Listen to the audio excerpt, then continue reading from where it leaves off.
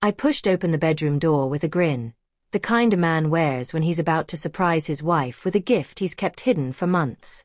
But the smile died the second my eyes landed on them. Her party dress was bunched around her waist. He was on top of her. Her best friend since college, the one she always swore was like a brother. At first, they didn't even notice me. And when they finally did, her gasp wasn't shame, it was annoyance. I didn't shout. I didn't slam the door. I stepped inside, closed it softly behind me, and said, "Go ahead. Don't stop because of me." 8 years of marriage. 8 years of shared dreams, inside jokes, late-night talks, and a life I thought was unshakable. I trusted her with everything. My heart, my secrets, my business. I welcomed him into our home, grilled with him in the backyard, toasted birthdays, watched games side by side. I shook his hand while he betrayed me with my wife. Looking back, the warning signs were there. The midnight wine calls. Her fierce defense of him whenever I questioned their closeness. The way her phone always lay face down on the table when she texted. I convinced myself I was paranoid. Trust, I told myself, meant giving her the benefit of the doubt. Trust. Naive, blind, and dangerous when misplaced. The real shift began 3 months before our anniversary. She came home one night smelling of cologne I didn't own, brushing it off with a story about helping him through a crisis. Her eyes flickered, just once, and I knew. But I didn't confront her. Instead, I pulled back. I grew quiet, careful, deliberate. I called Mark, a private investigator who owed me a favor. In less than a week, I had everything: photos, videos, timestamps, hotel records. A map of their affair so thorough it would have been funny if it wasn't my life. They weren't careless. They were coordinated. Then I called my lawyer. We reviewed the prenup she had pushed for, the one that guaranteed she'd walk away with nothing if infidelity was proven. Proof wasn't enough for me. I wanted them dismantled. So I moved assets, shifted property titles, reassigned company shares. Every step airtight, legal, untouchable. And then I set the stage for the reveal. I invited her entire family to what I told them was a surprise anniversary party. Parents, siblings, cousins she barely tolerated. Everyone.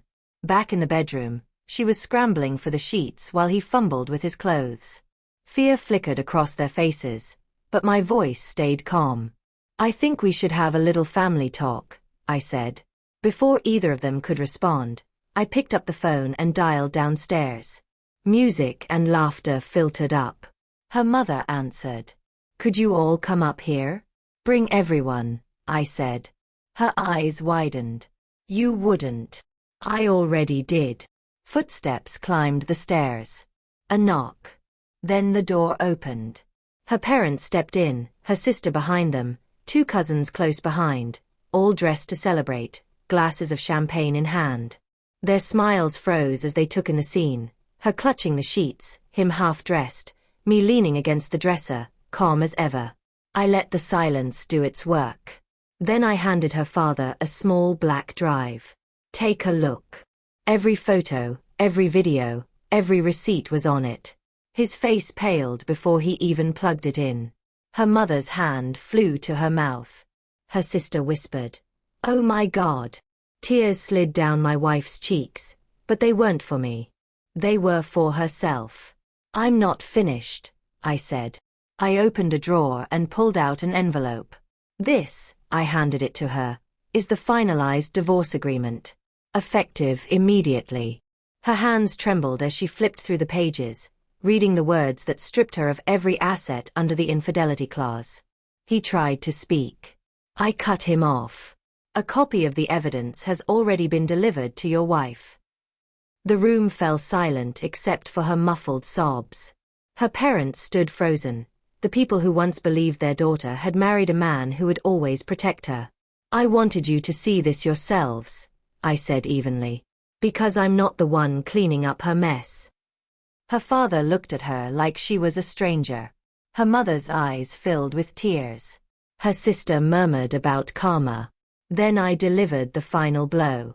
I've resigned from the Cullens Foundation Board, effective today. Every donor knows why. Every cent in my name will be redirected to a new charity, one that doesn't employ liars. The weight of it landed heavy. Status, money, pride, all gone. I didn't gloat. I didn't yell. I simply walked to the door, paused, and said, "My lawyer will be in touch. Enjoy the rest of the party." Downstairs, laughter still bubbled, oblivious to the wreckage above. I got in my car and drove away without looking back. 6 months later, the divorce was finalized in just 3 weeks. She moved in with him, only to watch his wife strip him bare in court. He ended up broke. The last I heard, they were renting a small place far from the city, working jobs they once sneered at. Do I regret it? Not for a second. I gave her love, trust, and loyalty. She repaid me with betrayal. So I gave her justice. And justice, when served cold, freezes everything in its path.